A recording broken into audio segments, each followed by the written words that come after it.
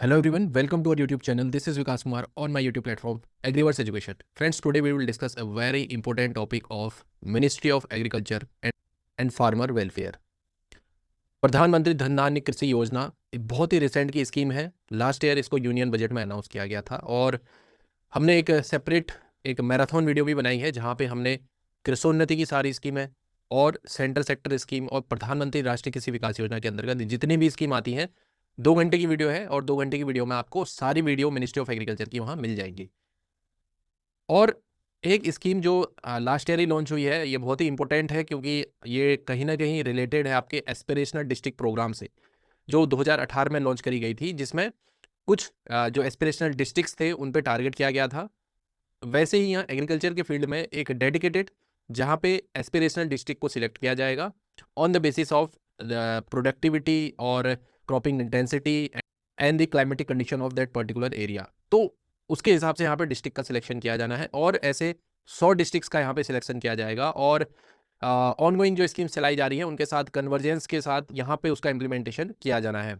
तो ये स्कीम आपके नाबार्ड के लिए तो इम्पोर्टेंट है ही, इसके साथ साथ जो अगर आप एग्रीकल्चर रिलेटेड एग्जाम देते हैं या यूपीएससी का एग्जाम देते हैं तो वहाँ पे इससे रिलेटेड क्वेश्चन आने के बहुत ज़्यादा चांसेस हैं। तो वीडियो की शुरुआत करते हैं। सबसे पहले प्रधानमंत्री धन धान्य कृषि योजना इसको लॉन्च करने की क्यों जरूरत पड़ी? इससे पहले भी हमारी बहुत सारी स्कीम्स गवर्नमेंट के द्वारा लॉन्च की गई है। Various schemes are ongoing under ministry of agriculture, ministry of animal husbandry and farm and fisheries development. इसके साथ साथ आपके फूड प्रोसेसिंग से रिलेटेड भी स्कीम्स है, रूरल डेवलपमेंट से रिलेटेड स्कीम चलाई जा रही है। यहाँ पे इस स्कीम को लाने की जरूरत क्यों पड़ी? देखिए, आपको ये भी पता होगा कि इंडिया का जो फूड ग्रेन प्रोडक्शन है ट्रेमेंडसली ग्रो कर रहा है लास्ट 5 to 6 ईयर में। 2022-23 का जो डेटा है 358 मिलियन टन्स यहाँ पे खाली फूड ग्रेन का प्रोडक्शन था और ये हर साल थोड़ा थोड़ा करके ग्रो हो जा रहा है। 367 अभी चल रहा है इसका टोटल फूड ग्रेन प्रोडक्शन। 22-23 का फाइनल एस्टिमेट है, ये 358 या 357 के आसपास था। और ऐसी बहुत सारी क्रॉप्स भी हैं जिसमें हम धीरे धीरे सेल्फ सफिशिएंसी की ओर बढ़ रहे हैं और गवर्नमेंट ने रिसेंटली आपके कॉटन प्रोडक्टिविटी है, पल्सेस है, ऑयल सीड है, इनके सेक्टर में सेल्फ सफिशिएंसी को प्रमोट करने के लिए, उसकी प्रोडक्टिविटी प्रोडक्शन को एनहांस करने के लिए, प्लस उसका जो एरिया कवरेज है उसको बढ़ाने के लिए डेडिकेटेड सेपरेट स्कीम्स भी लॉन्च करी हैं। तो यहाँ पे तो ऑलमोस्ट बहुत सारी स्कीम्स चलाई जा रही हैं। तो गवर्नमेंट ने ये स्कीम क्यों चलाई? एग्रीकल्चर का प्रोडक्शन भी बढ़ा है, सेल्फ सफिशिएंसी के लिए भी बहुत सारी स्कीम है। तो कुछ ऐसे एरियाज हैं इंडिया में, ऐसे डिस्ट्रिक्ट्स हैं जहाँ पे एग्रीकल्चर का पोटेंशियल बहुत ज़्यादा है, बट वहाँ पे जो क्रॉप्स है उसकी प्रोडक्टिविटी बहुत कम है, इरिगेशन फैसिलिटी वहाँ पे नहीं है और जो वहाँ के फार्मर्स हैं ground line credit, agriculture credit वहाँ उसका क्रेडिट फ्लो बहुत कम है। इसके साथ साथ पोस्ट हार्वेस्ट मैनेजमेंट बहुत कम है। तो ऐसे डिस्ट्रिक्ट्स को यहाँ पे आइडेंटिफाई किया जाएगा और वहाँ पे जो ऑनगोइंग स्कीम चलाई जा रही हैं, जो वेरियस स्कीम है, टोटल 36 स्कीम जो है वेरियस मिनिस्ट्रीज़ की, 11 मिनिस्ट्रीज़ का यहाँ पे कन्वर्जेंस है। तो उन स्कीम्स को यहाँ पे इफेक्टिव मैनर में यहाँ पे उनको इम्प्लीमेंट करना है ऐसे डिस्ट्रिक्ट्स में। 2018 में एस्पिरेशनल डिस्ट्रिक्ट प्रोग्राम चलाया जा रहा था, तो उसी के अंतर्गत उसी को एक मॉडर्न की तरह यहाँ पे देख के यहाँ पे प्रधानमंत्री धन धान्य कृषि योजना को लॉन्च किया गया। लॉन्चिंग डेट है इसकी 16 जुलाई 2025, जिसके अंदर टारगेट रखा गया है 100 एस्पिरेशनल एग्रीकल्चर डिस्ट्रिक्ट्स को। तो उनका सिलेक्शन क्राइटेरिया क्या है? ऐसे डिस्ट्रिक्ट 3 यहाँ पे इसका मेजर क्राइटेरिया है। पहला क्राइटेरिया जहाँ पे लो प्रोडक्टिविटी है, क्रॉपिंग इंटेंसिटी बहुत कम है और वहाँ का जो फार्मर का क्रेडिट फ्लो है, इंस्टीट्यूशनल क्रेडिट फ्लो बहुत कम है। ऑलमोस्ट मान के चलिए लेस देन 40% यहाँ पे क्रेडिट फ्लो है। ऐसे कुछ डिस्ट्रिक्ट्स को यहाँ पे आइडेंटिफाई किया जाएगा और डिस्ट्रिक्ट के सिलेक्शन की कट ऑफ है जुलाई 2025, यानी कि जुलाई 25 तक सारे डिस्ट्रिक्ट्स यहाँ पे आइडेंटिफाई कर लिए गए हैं। मैं उत्तराखंड का हूँ, तो उत्तराखंड में आपके 2 डिस्ट्रिक्ट हैं, अल्मोड़ा और चमोली, जो कि एस्पिरेशनल डिस्ट्रिक्ट्स के अंदर यहाँ पे डाले गए हैं। 100 में से जो 2 डिस्ट्रिक्ट उत्तराखंड के हैं वो मैं आपको बता रहा हूँ। अब यहाँ पे एलोकेशन का लॉजिक क्या रहेगा? स्टेट का शेयर देखा जाएगा, net cropped area, operational holding कितनी है वहाँ पे, प्लस यहाँ पे जो मिनिमम 1 डिस्ट्रिक्ट पर स्टेट का यहाँ पे ये तो क्राइटेरिया है ही कि हर डिस्ट्रिक्ट से एक न एक डिस्ट्रिक्ट को तो लेना ही लेना है। ये एक यहाँ पे एलोकेशन का लॉजिक है। टारगेट की बात करें, यहाँ पे टारगेट रखा गया है कि 1.7 करोड़ फार्मर्स को यहाँ पे बेनिफिट दिया जाएगा। इसके साथ साथ एनुअल आउटले 24,000 करोड़ का है, जो कि ये आने वाले 6 सालों के लिए है। ठीक है। कन्वर्जेंस बहुत ही ज़्यादा इंपॉर्टेंट है, एग्जाम में 110% इससे रिलेटेड क्वेश्चन आने वाला है नाबार्ड में कि कितने यहाँ पे मिनिस्ट्रीज हैं, कितनी स्कीम्स हैं, प्लस की परफॉर्मेंस इंडिकेटर। आपको याद होगा 2024 या 2025, 2024 में आई थिंक, वहाँ पे एस्पिरेशनल ब्लॉक, जो एस्पिरेशनल ब्लॉक प्रोग्राम है, एस्पिरेशनल डिस्ट्रिक्ट प्रोग्राम है, उसका जो की परफॉर्मेंस इंडिकेटर है उससे रिलेटेड क्वेश्चन पूछा गया था। तो यहाँ पे 11 मिनिस्ट्री हैं, 36 स्कीम्स हैं, प्लस KPIs यानी कि की परफॉर्मेंस इंडिकेटर, जिसके थ्रू हम डिस्ट्रिक्ट का यहाँ पे रैंकिंग करेंगे, उनका जो परफॉर्मेंस कितना हुआ उसके हिसाब से यहाँ पे उनको मार्क्स दिए जाएंगे। तो कितने हैं देखो, एज पर PIB आपको 117 मिलेंगे। आप जितने भी PIB पढ़ेंगे 117 KPI यहाँ पे मिलेंगे आपको। लेकिन जो ऑफिशियल गाइडलाइन है धन धान्य कृषि योजना की, वहाँ पे आपको 119 KPI दिखेंगे, जिसमें से 73 आउटपुट बेस्ड KPI हैं एंड 46 आउटकम बेस्ड इंडिकेटर्स हैं। तो अकॉर्डिंगली आप अगर एग्जाम में पूछा जाएगा तो वहाँ ऑप्शन के अकॉर्डिंग वहाँ पे आप सिलेक्शन करिएगा। ठीक है, कोर ऑब्जेक्टिव क्या है? पहला ऑब्जेक्टिव एग्रीकल्चर प्रोडक्टिविटी को बढ़ाना, पर यूनिट प्रोडक्शन को इंक्रीज करना, पर हेक्टेयर बोल लो या पर एकड़ बोल लो। क्रॉप का डाइवर्सिफिकेशन करना, प्लस सस्टेनेबल फार्मिंग को प्रमोट करना। सस्टेनेबल फार्मिंग के अंदर आपको पता होगा बहुत सारी स्कीम्स हैं, सॉइल हेल्थ कार्ड है, नेचुरल फार्मिंग की स्कीम है, प्लस माइक्रो इरिगेशन की पर ड्रॉप मोर क्रॉप स्कीम है, और भी बहुत सारी स्कीम है। और पोस्ट हार्वेस्ट स्टोरेज, इसका प्रमोट करना। पोस्ट हार्वेस्ट स्टोरेज की कौन कौन सी स्कीम है आपको पता होगा? एग्रीकल्चर इंफ्रास्ट्रक्चर फंड एक स्कीम है, और मिनिस्ट्री ऑफ कॉर्पोरेशन के अंदर आपकी चलाई जा रही है लार्जेस्ट ग्रेन स्टोरेज प्लान, वो भी इसके अंदर में आ जाएगा। एग्रीकल्चर मार्केटिंग इंफ्रास्ट्रक्चर, ये भी इससे रिलेटेड है। प्रधानमंत्री फॉर्मलाइजेशन ऑफ माइक्रो इंटरप्राइजेस, ये आता है मिनिस्ट्री ऑफ फूड प्रोसेसिंग में। तो ऐसे करके बहुत सारी स्कीम का यहाँ पे कन्वर्जेंस किया जाना है। इरिगेशन फैसिलिटी को अपग्रेड करना है। क्रेडिट का फ्लो यहाँ पे स्मूथ करना है, ये भी इसका एक ऑब्जेक्टिव है। जो शॉर्ट टर्म बोल रहे हैं या लॉन्ग टर्म बोल रहे हैं, ऐसे क्रेडिट शॉर्ट टर्म जो क्रॉप कल्टीवेशन से रिलेटेड आपका किसान क्रेडिट कार्ड हो गया, या लॉन्ग टर्म क्रेडिट आपको लेना है जैसे ट्रैक्टर वगैरह हो गया, मशीनरी हो गई, या एग्रीकल्चर इंफ्रास्ट्रक्चर अगर कुछ बनाना है, तो उसके लिए यहाँ पे क्रेडिट फैसिलिटी को यहाँ पे स्मूथ किया जाएगा, कैसे इसको फार्मर तक पहुँचाया जाए, ये सारी चीज़ें यहाँ पे इसकी ऑब्जेक्टिव है।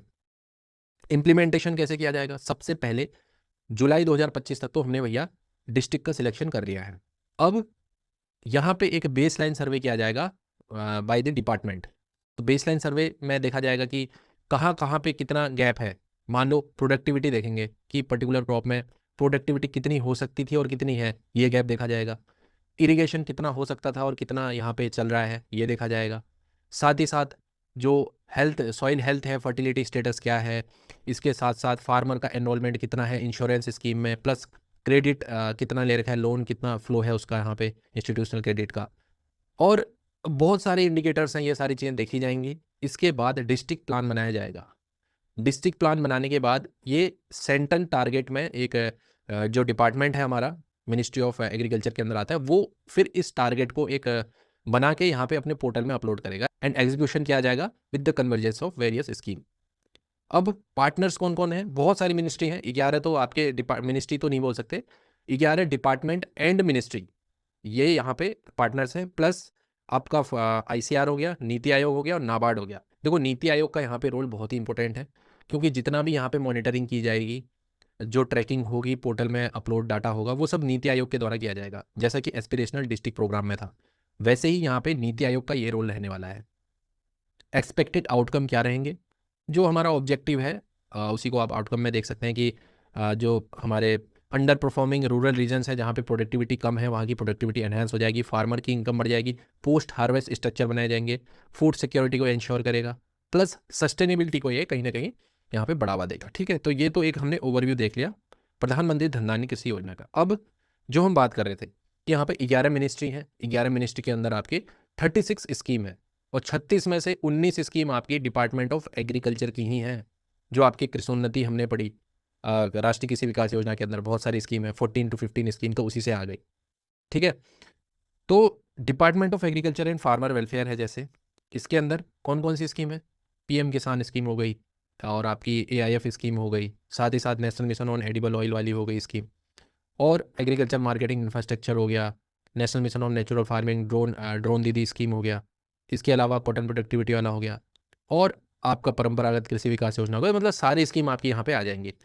Department of agriculture research and education, तो इसके अंदर जो आपके केवीकेस पे फोकस किया गया है, केवीकेस को स्ट्रेंथन करना, केवीके के नंबर्स को बढ़ाना, वहाँ पे एक्सटेंशन की जो एक्टिविटीज़ हैं उसको बढ़ाना। तो ये यहाँ पे इंश्योर किया जाएगा इस डिपार्टमेंट के द्वारा। फिर है डिपार्टमेंट ऑफ फिशरीज, जिसके अंदर 2 स्कीम्स यहाँ पे मेजरली काम करेंगी। पहली स्कीम है आपकी प्रधानमंत्री मत्स्य समृद्धि योजना, और दूसरी है सह समृद्धि योजना वाली, ठीक है। और इसके साथ साथ जो केसीसी फैसिलिटी है फिशरीज को दी जाती है, जो उस पर भी फोकस किया जाएगा, ठीक है। चौथा डिपार्टमेंट है department of animal husbandry and dairy. तो इसके अंदर तो बहुत सारी स्कीम आपकी NLM स्कीम है, राष्ट्रीय गोकुल मिशन है, और जो आपका एक प्रोग्राम चलाया जा रहा है डिजीज एंड पेस्ट कंट्रोल के लिए लाइव स्टॉक सेक्टर में, वो हो गया। और जो एनिमल हस्बेंड्री के लिए KCC दिया जाता है, उस पर भी फोकस किया जाएगा, ठीक है। मिनिस्ट्री ऑफ कॉपरेशन के अंदर आपका एक तो हो गया डिजिटाइजेशन ऑफ पैक्स, और इसके साथ साथ जो लार्जेस्ट ग्रेन स्टोरेज प्लान बनाया जा रहा है कोऑपरेटिव सेक्टर में, तो इन चीज़ों को यहाँ पे इम्प्लीमेंट किया जाएगा इस स्कीम के अंदर। 6th है आपका department of water resources, river development and Ganga rejuvenation. तो कौन सी स्कीम है भाई? प्रधानमंत्री कृषि सिंचाई योजना। तो ये स्कीम इसके अंदर जो ये डिपार्टमेंट के अंदर आती है, उसका कन्वर्जेंस किया जाएगा। मिनिस्ट्री ऑफ फूड प्रोसेसिंग के अंदर यहाँ पे आपकी स्कीम होगी, 2 स्कीम है। कौन कौन सी है? PMFME स्कीम होगी, दूसरी होगी प्रधानमंत्री किसान संपदा योजना, ठीक है। दोनों फूड प्रोसेसिंग से रिलेटेड है। मिनिस्ट्री ऑफ रूरल डेवलपमेंट, जिसके अंदर हमारी एक स्कीम हो गई, कौन सी है?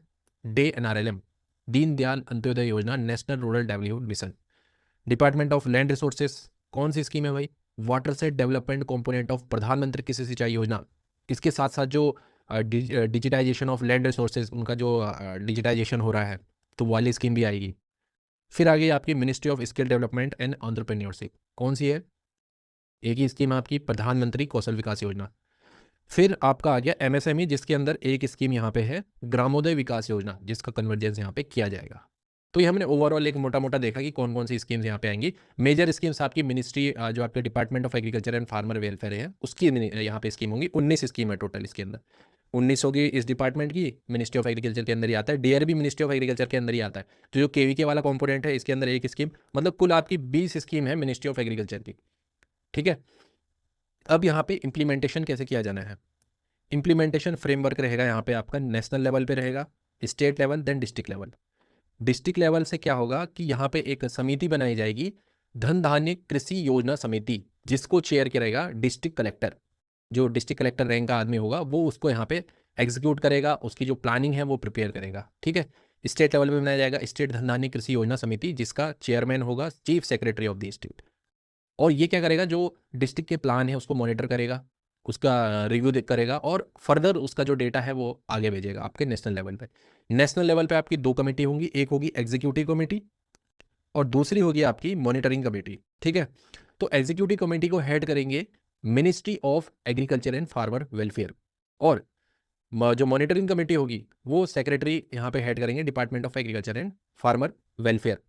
यहाँ पे जो मिनिस्टर होंगे एग्जीक्यूटिव कमेटी को हेड करेंगे, और जो आपके सेक्रेटरी हैं वो मॉनिटरिंग कमेटी को हेड करेंगे, ठीक है।